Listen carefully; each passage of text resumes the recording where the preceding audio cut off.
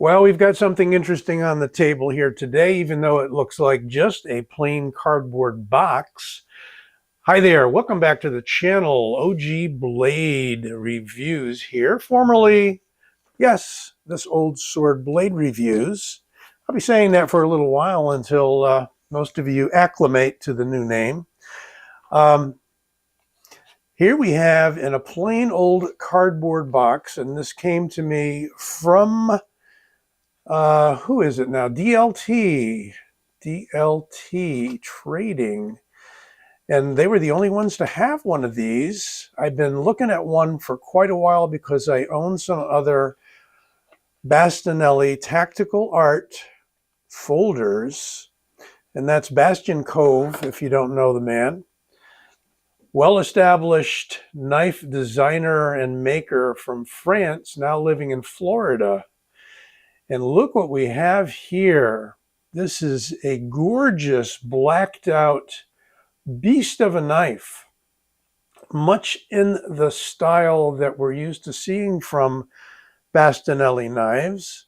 And that is with a blade that is Tanto-esque.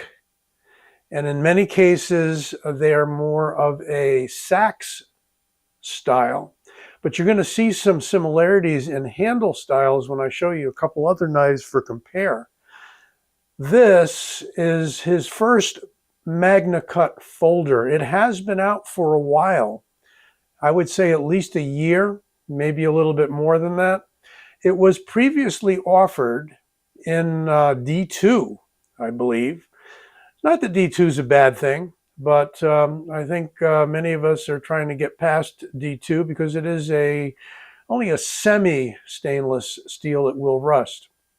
Magnacut, on the other hand, is extremely stain resistant, high hardness, and keeps a fantastic edge. If you want to know about all the qualities of a Magnacut steel, Larrin Thomas, Dr. Larrin Thomas of Knife Steel Nerds, you go out to his website and you can learn all about just about any steel and how it works for knives. So we've got a good size knife here. This is really my size knife. Comes in that 3 3/4 inch blade, and we'll get the rest of the measurements in a moment.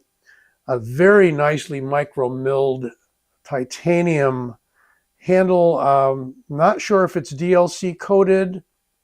It could very well be. Most of his blackened knives are DLC coated. I haven't found that anywhere in the literature.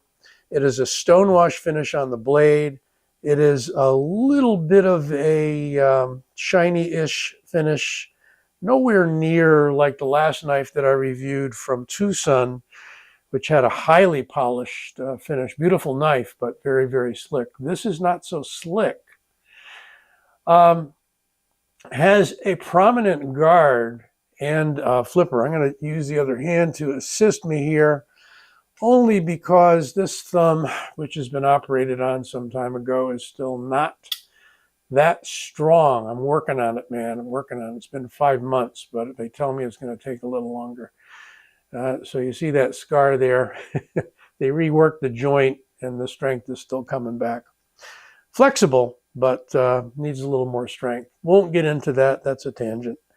But there you can see that the flipper tab does stand pretty high. That may turn some of you off. There is no jimping on it. It's actually radiused and kind of crowned along with the blade, which is also radiused and crowned. If I didn't say so, this knife is manufactured, OEM'd by Lion Steel in Italy. Bastinelli Knives has used both Fox as well as Lion Steel, as well as Tactile in the US for a few of their fixed blade knives. So that's something interesting. But Lion Steel always does a fantastic job on their blades. And I'm not saying that this frame lock is overly tight. The detent is perfect. You get a nice relief right in there. Plenty of room to push that over. But again, I'm going to push it with the The left thumb, you see how it's not that hard at all. So if you've got normal strength in your right hand, like I don't at the moment, you will easily be able to maneuver that. It is on IKBS bearings, but it's a little bit non-drop shutty, but I kind of like it that way. It's extremely smooth. Very, very, very smooth. And I took the pivot out, loosened it a little bit, tightened it, and just kind of put it back where it was because it was fine in the at the tension that it came through as. We're going to get a bit into the ergos and some of the other info in a moment, but let's measure it up as I said we would do. Overall length to the pommel, we're going to call that 8 3/4. It's just a little shy. The blade length, as I said, right on 3 3/4 sharpened edge. And actually slightly less when you come out to the handle, so you're getting a little bit more down there. And get the calipers out. Not calipers, is it? No. Micrometer. I know somebody's going to tell me what it is. Since I'm in millimeters, let's start with the blade. That's what I usually do. It's 4 millimeter blade stock. It doesn't look it, but it is 0.16. Back to the handle. 0.53 is it? Let's see, make sure I'm getting it at the thickest part. Yeah, 0.56. Finally, the weight. It's not a lightweight. And we'll take a look and see if we've got any weight relieving here. In ounces, I hope. Oh, 568. Whew. So call that a 5.7 ounce knife. It is solid. It is, I think, nicely balanced in the hand. Let's see. Yeah, back a little bit, right about where that hump is there behind the finger groove. But I'll tell you, the ergos are so good on this knife. Yes, there's some jimping. Got a little bit of jimping. It's a little on the soft side, but I'd say it's kind of bumpy and useful. There's your crowned spine. I don't know if you can see it, but it is slightly radiused there. And he does that all the way along the length. But look at the interesting, what the swedge does. Basically, it's pinched in here, and then it widens out. And then you've got a relatively, I wouldn't call it fragile at all. I'd say for the work, tactile work that's tactical. I meant to say tactical. I was talking about Tactile Knife Company earlier. Tactical purpose that this is designed for. And most of Bastien's knives are made for, self-defense, tactical. He's created knives for the French military and so on and so forth. So it's got that bent to it. Although it does have some pretty useful EDC purpose, I would say. But just a nicely done point. And let's see. These knives usually come through pretty sharp. Haven't tested it yet. Oh, yeah, man. Well, yeah. Got a good edge on it for a 4 millimeter blade. But it is extremely well balanced in that 4 millimeters because look at the high grind you have. And with Magnacut, it should hold that. I don't have an HRC number for you. Wish I did, but I looked around, couldn't find one. Got a little bit of oil on the blade here and some other crud from cutting. But there you can see that really nice kind of stonewash on there. Really, really nicely done. The finish on this knife is superb. We've got 1, 2, 3 screws that appear to be, might be T8s, might be a little bit more than T8. Sorry, the kit isn't nearby, and I'm not going to go fetch it. But 3 screws holding the handle together, plus the pivot. Look how beautifully scalloped that is for your forefinger. I'm telling you, he does these arched sort of handles that just fit right into the palm of your hand. Here we have a glass breaker. And the only thing I've seen on this particular model and one other, as far as the glass breaker goes, is that it's not in line with the pommel. I mean, there's the pommel, and you've got enough pommel there to be a persuader for sure with that titanium handle. And the clip is not switchable. I'm going to get back to the glass breaker in a moment, but you can see that he actually flared out the handle here to accommodate the clip, and the clip lies down flush into that groove. And I believe you can, with this hex here, you could back that out, take that completely out. You're going to need it to hold the clip back on or put back in there if you take the clip off, but it's not switchable to the left side of the knife because of the configuration. But what I was talking about is that you have to sort of come down on an arc here. And I mean, certainly it's doable. If we close the knife up and you were to hold it kind of like a hammer, you know, very often when I see people actually testing glass breakers on knives, you know, you pop it in the corner of the window, and this would work quite well using it like that. With it open, you're going to have impact here, useful, like on the back of a hand, extremely useful. It's going to talk. But in order to hold it this way and use the glass breaker, you need to sort of come in this way. And I just find that a little bit odd.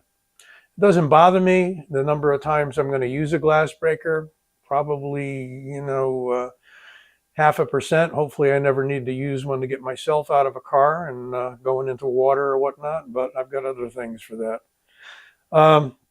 Let's talk a little bit about some other models. And by the way, for those of you that are interested, yes, there's a lanyard hole. It's way up in there, which is interesting. So when we close it up, yeah, you know, the blade is well above that. So you're not going to cut your lanyard. Don't want to cut your lanyard. Watch out for your lanyard. Here is one that reminds me of this. I've had this for a while. And I'm going to get you the name in a minute because it escapes me. But there's that sax style blade that I was talking about. But look at the handle.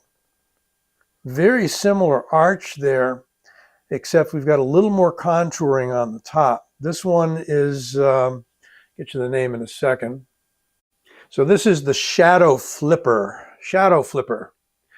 And it does come in a full tie model as well, but I just happen to really love the work they did on the carbon fiber here. So yeah, it's one of those knives that's got half carbon fiber and half titanium. It is a, see, I'm having trouble with this one too. I'm going to have trouble with all frame locks. I can just about get that one. So we got a little firmer frame lock on that one. And I'm telling you, that ain't going to close automatically or unintentionally. So you see the different blade. He really went with a Tonto blade on this one, although it is not a compound ground Tonto. It's all one flat, but he created that point there with actually a little bit of a belly on the front there, a little bit of a rounded belly rather than squaring it off. So that's the Shadow Flipper. That's the Safe. And I'm sure you've seen the name in the title of the video, but if I didn't mention it, and I'm thinking of it now that I tell you that was the Safe, I guess it'll keep you safe, folks. And here's one other Bastinelli folder. And that is a pretty unusual one. There's another Tonto. And that's the Gecko. G-E-C-O. I'm pronouncing it like the lizard, but it's not spelled that way. That's a pretty piercy looking Tonto. This one he did in N690. This one's in L-Max. Nice steel. Got a little more fancy work on the blade here with the fuller. And he does this a lot on some of his fixed blade. He's got one called the Foreigner that's got a blade that looks almost exactly like this shadow flipper. They're about the same length. I would say pretty much spot on for the same overall length each. Very light on this one because you don't have the titanium on both sides. You've got micarta on this one, kind of a green micarta. And of course the carbon fiber is going to be very light. This is a little bit lighter. Not going to weigh them up. There are reviews on both of these other knives, on the Gecko and the shadow flipper. I love that the shadow flipper came in this leather. Yes, Italian leather. See? It says handmade in Italy. Fox. So this one's by Fox. The shadow flipper is. They really went all out on that one. Why the fairly expensive, like around $360 for this one, why this one came in a little cardboard box is beyond me. Cheaped out a little bit with that one. A little bit of layer of foam on the bottom, and the box just big enough to fit the knife. And I think that's the label from DLT. What else can we compare this knife against? How about the MSI I've been carrying today? MSI is coming in a little longer, not by much. Maybe, let's see, maybe 1/4 to 1/2 an inch, something like that overall. And the blade coming up on about a 1/2 inch longer. This is pretty much a 4-inch blade on this MSI. Of course, it's got the ram lock.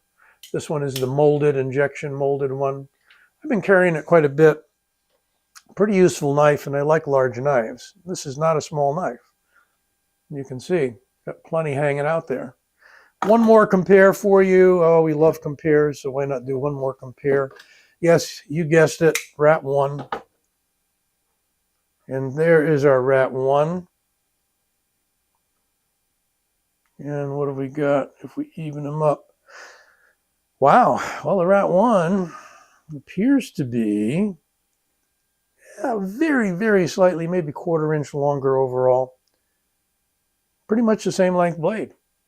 And it's a liner lock, as I'm sure you know. Well, what else can we talk about with this beauty? There's Bastion Cove, Bastinelli claw marks. There is Magnacut, Italy, and some really interesting pivots here. It is a T8. I believe these are T8s too, although they could be bigger. I'm thinking maybe they're T10s or thereabout. If you really need to know, if that's important to you, ask me in the comments, and I'll get back to you with the size of that Torx. Very effective daily EDC/tactical knife. Didn't talk about the clip. Well, we did because it's not switchable, but it is a beautiful deep carry. It's kind of angled off. He's needed to compromise on a few things here because of the profile of the handle.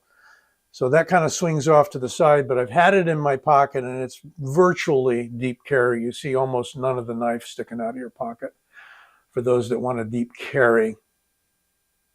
Really confidence-inspiring knife. The Safe by Bastinelli Knives to keep you safe, folks.